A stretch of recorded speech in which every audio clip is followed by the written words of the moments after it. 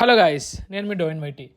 Gym shot day 48. యాక్చువల్గా నిన్నటి వీడియో నేను మర్చిపోయాను. సో నిన్నైతే మనకి bicep and tricep day.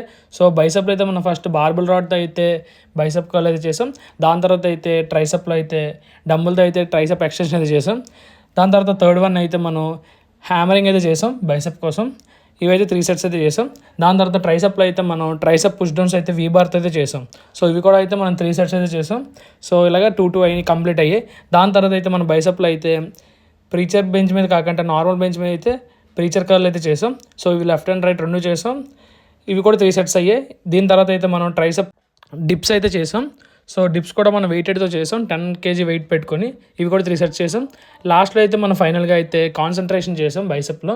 So ఇవి కూడా మనం 3 సెట్స్ చేసాం.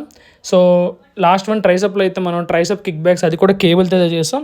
సో కేబుల్తో అయితే మనం ఫస్ట్ టైం చేసాం. తక్కువ రెప్స్ వచ్చినా మంచి ఎఫెక్టివ్గా అయితే వచ్చాయి. ఇవన్నీ అయిపోయిన తర్వాత మన ట్రైసెప్ బైసెప్ వర్కౌట్ అయితే కంప్లీట్ అయిపోయింది. దాని తర్వాత అయితే మన కార్డియోలో 15 minutes ఫ్రీ బైసైకిల్ అన్న 15 minutes treadmill 20, 15, 12 as usual 15 minutes.